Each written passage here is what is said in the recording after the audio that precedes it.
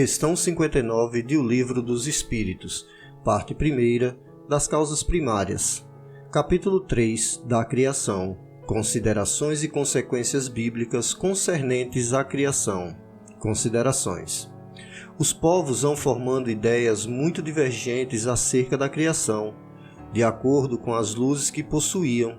Apoiada na ciência, a razão reconheceu a inverossimilhança de algumas dessas teorias. A que os espíritos apresentam confirmam a opinião de há muito partilhada pelos homens mais esclarecidos. A objeção que se lhe pode fazer é de estar em contradição com os textos dos livros sagrados, mas um exame sério mostrará que essa contradição é mais aparente do que real e que decorre da interpretação dada ao que muitas vezes só tinha sentido alegórico. A questão de ter sido Adão, como primeiro homem, a origem exclusiva da humanidade, não é a única a cujo respeito as crenças religiosas tiveram que se modificar. O movimento da Terra pareceu, em determinada época, tão em oposição às letras sagradas que não houve gênero de perseguições a que essa teoria não tivesse servido de pretexto. E, no entanto, a Terra gira, malgrado aos anátemas, não podendo ninguém hoje contestá-lo, sem agravo à sua própria razão. Diz também a Bíblia que o mundo foi criado em 6 dias e põe a época da sua criação a 4.000 anos, mais ou menos, antes da era cristã. Anteriormente, a Terra não existia, foi tirada do nada. O texto é formal, eis, porém, que a ciência positiva, a inexorável ciência, prova o contrário. A história da formação do globo terráqueo está escrita em caracteres irrecusáveis no mundo fóssil, achando-se provado que os 6 dias de criação indicam outros tantos períodos, cada um de, talvez, muitas centenas de milhares de anos. Isto não é um sistema, uma doutrina, uma opinião insulada. É um fato tão certo como o do movimento da Terra e que a teologia não pode negar-se a admitir, o que demonstra evidentemente o erro em que se está sujeito a cair tomando ao pé da letra expressões de uma linguagem frequentemente figurada. Deve-se-á daí concluir que a Bíblia é um erro? Não. A conclusão a tirar-se é que os homens se equivocaram ao interpretá-la. Escavando os arquivos da Terra, a ciência descobriu em que ordem os seres vivos lhe aparecem na superfície, ordem que está de acordo com o que diz a Gênese, havendo apenas a notar-se a diferença de que essa obra, em vez de executada milagrosamente por Deus em algumas horas, se realizou, sempre pela sua vontade, mas conformemente à lei das forças da natureza, em alguns milhões de anos. Ficou sendo Deus, por isso, menor e menos poderoso?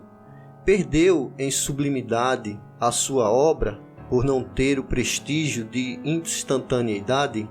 Indubitavelmente não. Fora mister fazer-se da divindade bem mesquinha ideia, para se não reconhecer a sua onipotência nas leis eternas que ela estabeleceu para regerem os mundos.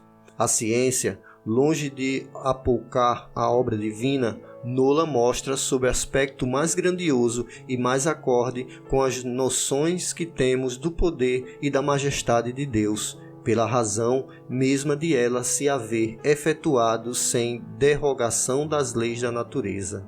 De acordo, neste ponto, com Moisés, a ciência coloca o homem em último lugar na ordem da criação dos seres vivos.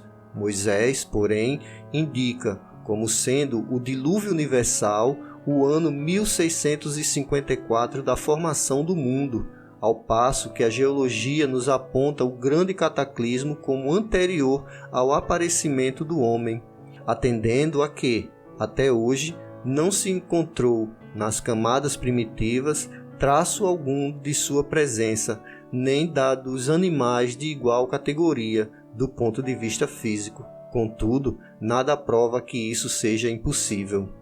Muitas descobertas já fizeram surgir dúvidas a tal respeito. Pode dar-se que, de um momento para outro, se adquira a certeza material da anterioridade da raça humana e então se reconhecerá que, a esse propósito, como a tantos outros, o texto bíblico encerra uma figura. A questão está em saber se o cataclismo geológico é o mesmo a que assistiu Noé. Ora, o tempo necessário à formação das camadas fósseis não permite confundi-los e, desde que se achem vestígios da existência do homem antes da grande catástrofe, provado ficará, ou que Adão não foi o primeiro homem, ou que a criação se perde na noite dos tempos. Contra a evidência, não há raciocínios possíveis. Forçoso será aceitar-se esse fato, como se aceitaram o do movimento da Terra e os 6 períodos da criação. A existência do homem antes do dilúvio geológico ainda é, com efeito, hipotética. Eis aqui, porém, alguma coisa que é menos.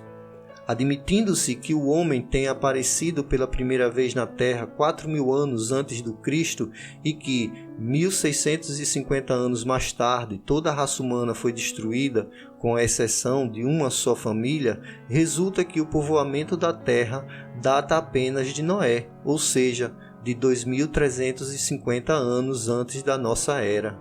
Ora, quando os hebreus emigraram para o Egito, no 18º século, encontraram esse país muito povoado e já bastante adiantado em civilização. A história prova que, nessa época, as Índias e outros países também estavam florescentes, sem mesmo se ter em conta a cronologia de certos povos, que remonta a uma época muito mais afastada. Teria sido preciso, nesse caso, que no 24º ou 18º século, isto é, que num espaço de 600 anos, não somente a posteridade de um único homem houvesse podido povoar todos os imensos países então conhecidos, supondo que os outros não fossem, mas também que, nesse curto lapso de tempo, a espécie humana houvesse podido elevar-se da ignorância absoluta do estado primitivo ao mais alto grau de desenvolvimento intelectual, o que é contrário a todas as leis antropológicas. A diversidade das raças corrobora, igualmente, esta opinião. O clima e os costumes produzem, é certo, modificações no caráter físico. Sabe-se, porém, até onde pode ir a influência dessas causas.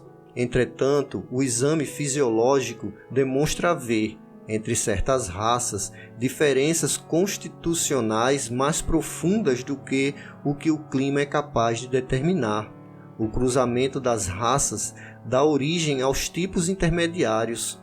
Ele tende a apagar os caracteres extremos, mas não o cria, apenas produz variedades. Ora, para que tenha havido cruzamento de raças, preciso era que houvesse raças distintas. Como, porém, se explicará a existência delas, atribuindo-se-lhes uma origem comum e, sobretudo, tão pouco afastada?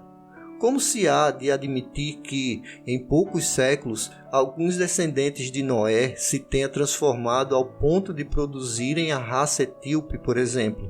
Tão pouco admissível é semelhante metamorfose, quanto a hipótese de uma origem comum para o lobo e o cordeiro, para o elefante e o pulgão, para o pássaro e o peixe. Ainda uma vez, nada pode prevalecer contra a evidência dos fatos. Tudo, ao invés, se explica, admitindo-se que a existência do homem é anterior à época em que vulgarmente se pretende que ela começou, que diversas são as origens, que Adão, vivendo há 6.000 anos, tenha povoado uma região ainda desabitada, que o dilúvio de Noé foi uma catástrofe parcial, confundida com o cataclismo geológico, e atentando-se, finalmente, na forma alegórica peculiar ao estilo oriental, forma que se nos depara nos livros sagrados de todos os povos. Isso faz ver quanto é prudente não lançar levianamente a pecha de falsas à doutrina que podem, cedo ou tarde, como tantas outras, desmentir os que as combatem. As ideias religiosas, longe de perderem alguma coisa, se engrandecem caminhando de par com a ciência. Esse é o meio único de não apresentarem lado vulnerável ao ceptismo. Na obra Filosofia Espírita, Psicografia de João Nunes Maia, o espírito miramês comenta com o título O Dia da Criação. O dia certo da criação da Terra e o momento em que surgiu o homem na face da mesma escapa a qualquer inventiva que deseje oferecer os dados exatos para a curiosidade humana. Alguns escritores modernos atiram críticas desrespeitosas ao velho livro iniciado pelo legislador hebreu, por este dizer que a Terra foi feita em 6 dias apenas. Esquecem-se esses defensores da verdade que a própria verdade, em se visitando a humanidade, veste a capa da relatividade para não ser um veículo de perturbação. Muitos segredos existentes na Bíblia estão em forma de parábolas ou envolvidos na letra, para oferecer conforto às variadas classes de criaturas. Encontramos esse processo de comunicação no próprio Novo Testamento de Nosso Senhor Jesus Cristo. Ele usou as parábolas para falar à multidão. Esse modo de falar, por vezes, atravessa séculos e mais séculos, conduzindo a mensagem para quem tem olhos de ver e ouvidos de ouvir, como ele mesmo se refere aos ansiosos pela verdade. A própria ciência moderna nos dá uma visão da paciente mutação das coisas. Vejamos a transformação do carvão em diamante, feita pela natureza em milhões de anos. Nada é feito com violência. Observemos a petrificação de animais encontrados nas rochas e a própria pedra que já foi água em passados de difícil demarcação. Se o crítico de hoje se colocasse no lugar de Moisés, o que iria escrever sobre a criação? Talvez os mais endurecidos dissessem que não escreveriam nada, para não dizer da forma que foi dito. Por isso é que nenhum desses foi Moisés, porque era preciso iniciar do modo que o mundo espiritual achasse mais conveniente. O legislador foi um instrumento dos espíritos superiores. Deu início a uma obra grandiosa que persiste até nos dias em que vivemos, admirada e seguida, respeitada e comentada, vivida e interpretada à luz de todas as épocas. O fanatismo em torno da Bíblia é obra dos homens que ainda não alcançaram o bom senso, pois ele existe em todas as religiões, se não na própria ciência ou filosofia. Compete a cada um de nós um estudo sério sobre a matéria e uma meditação respeitosa sobre os assuntos ventilados no livro sagrado, chegando à conclusão de que o bem feito por ele em todo o mundo ultrapassa as nossas esperanças em outras fontes. O próprio Jesus a chamou de lei, dizendo: não vim destruir a lei, mas dar-lhe cumprimento. E o Novo Testamento sentiu-se seguro ligado ao Velho, como criança obediente ao Pai, para depois ajudá-lo no roteiro de novas eras. O Mestre tinha grande zelo no cumprimento das Escrituras, pois foi ele mesmo, do mundo espiritual, quem enviou Moisés e os profetas no anúncio de todas as verdades, do modo que elas foram pregadas, para depois consolidá-las com a sua própria presença, que o mundo recebeu com um prêmio dos céus, para nunca mais se esquecer dessas bênçãos de Deus aos filhos da terra. Não te preocupes em demasia com o dia da criação, na exatidão do tempo, nem com o momento em que foi criado o homem, e a urgência do despertar interior das criaturas, dos valores imortais do espírito, onde mora Deus no trono da consciência.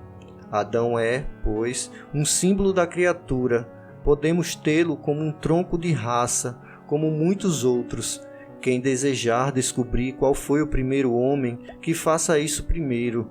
Descubra qual foi a primeira flor de uma gigante mangueira florida, que a razão dará a resposta exata do que queremos dizer. Que Jesus nos abençoe.